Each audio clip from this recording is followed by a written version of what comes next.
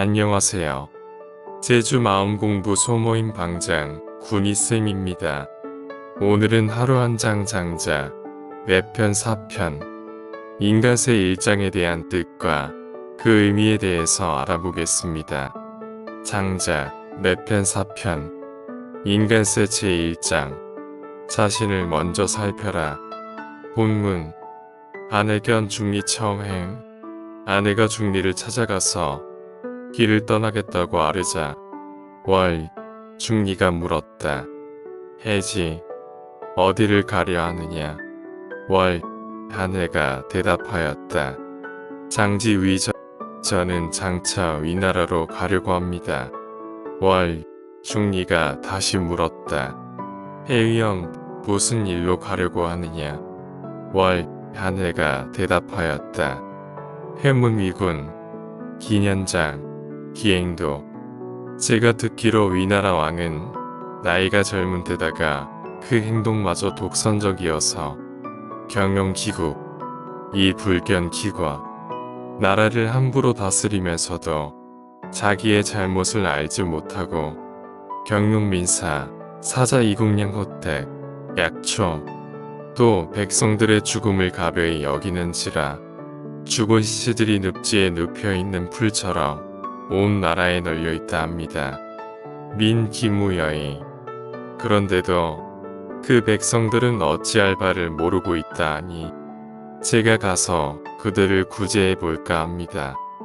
회상문지 부자왈 저는 일찍이 스승님께서 말씀하시기를 지국거지 잘 다스려지는 나라에서는 떠나도 되지만 난국취시 어지러운 나라가 있다면 찾아가야 하느니라. 의문타지 의원의 집 앞에는 환자가 많을 까닭이다 라고 말씀하신 것을 들었습니다. 원이 소문 사기즉 이에 위나라로 가서 스승님께 배운 것을 토대로 그 백성들을 구제할 방법을 강구하고자 하는 것입니다.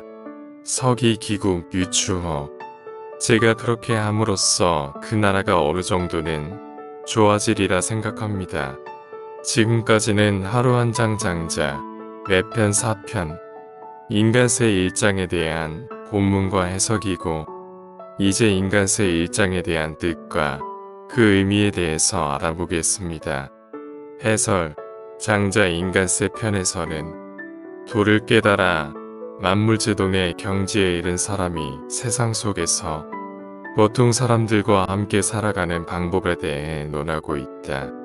이렇다 보니 지난 소유유 재물론 양생주 편하고는 달리 왠지 세속적인 분위기가 물씬 풍긴다. 또한 인간세 편은 장자 초기 저술로 여겨지는데 전해지는 바에 의하면 장자도 한때는 정통 육아학당인 자아 문화에서 배운 적이 있다고 하니 그리 어긋난 상상은 아닐 것이다. 즉 어릴 적 인이로서 천하를 다스려야 한다는 육아의 학문을 배운 장자가 그 모순을 발견하고는 육아를 떠난 직후에 조술한 것이 바로 이 인간세일 것이라고 여겨진다. 여기서 모순이라 하면 육아에서 인의를 인의로서 주장하지 못하고 강요와 설득, 부디즘을 통해 주장한 것을 말한다. 따라서 인간세 편에서는 육아의 사상이 살짝 포개어진 부분도 보이게 되는데 그 점으로 인해 몇몇 학자들은 인간세 편이 장자의 저술이 아니라 장자 사후에 그의 문화생들에 의해 저술된 것으로 보기도 한다. 그러나 예나 지금이나 어찌 하루아침에 예부터 내려온 그 모든 사상을 습득하여 그로부터 자기의 고유한 사상을 만들어낼 수 있겠는가. 장자 역시 자신의 사상을 완성하기까지는 분명 그 전의 사상들을 섭렵할 시간이 필요했을 것이다. 그리고 그 징검다리 중 하나가 육아 사상이 아니었나 싶다. 그런 장자가 인간세 편을 통해 육아를 넘어도가 사상을 어떻게 나타내는지 바라보는 것 또한 인간세 편의 묘미라 할 수 있겠다. 인간세 편 1장부터 7장은 한 사건으로 말미암은 하나의 내용이다. 앞에서도 밝힌 바와 같이 2장의 저자는 의견이 분분하다. 어떤 이들은 장자의 저술이라 하고 또 어떤 이들은 장자 사후에 도가 서상가들에 의해 저술된 것이라고도 한다. 주제로만 볼 때는 장자의 저술 같기도 하지만 그 주제를 이끌어내기 위해 실존 인물이었던 유가의 시조인 공자와 공자의 수제자인 아내를 등장시킨 것을 보면 아닌 것 같기도 하다. 따라서 이 장을 읽을 때는 배경보다는 주제를 감상하는 쪽으로 초점을 맞추는 것이 글의 이해를 위해 나을 것 같다.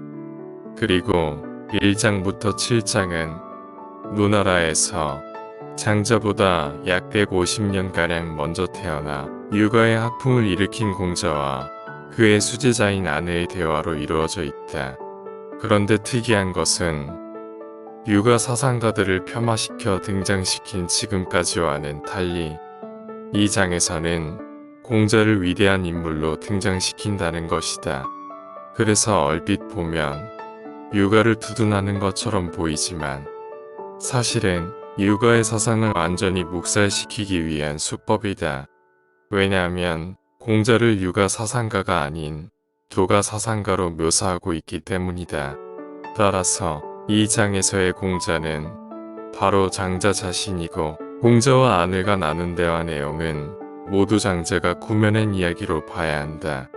따라서 1장부터 7장은 이 점을 염두에 두고 감상해야 바르게 이해할 수 있을 것이다. 또한 이 장의 내용은 워낙 길어서 복잡하긴 하나 그래도 말하고자 하는 한 가지 맥락이 있으니 그것은 다른 사람을 교화시키는 데 있어서 가장 중요한 것은 유가에서 강조하는 지식과 지혜, 인과 의가 아니라 상대의 존재를 존중하고 이해하고 포용할 수 있는 마음가짐이다 라는 것이다. 즉, 자신에게 지식이나 지혜가 있다고 하여 그것을 내세우면서 상대를 교화시키려 하면 오히려 갈등만 야기되므로 텅 빈 마음, 즉 지식과 지혜를 버리고 자신이 누구라는 것을 버리고 의지를 버리고 기대를 버린 그런 마음으로 설득해야 상대가 자신의 의견을 수용하게 된다는 것이다. 그러므로 상대를 교화시키는 최상의 방법은 선입견과 편견을 갖지 않는 텅 빈 마음으로 그를 대하는 것이다. 이것이 장자가 1장에서 7장까지의 과정을 통해 전하려고 하는 내용이다. 물론 2장에서 공자와 아내의 대화는 장자가 꾸며낸 것이다. 장자는 공자의 입을 빌어서 유가의 명성과 신리에 대한 집착을 비판하고 있다. 그리고 장자 자신의 독특한 윤리설과 처세론을 펼치고 있는 것이다. 이상에서와 같이 오늘은 하루 한 장 장자, 4편 4편, 인간세 1장에 대한 뜻과 그 의미에 대해서 알아보았습니다. 감사합니다.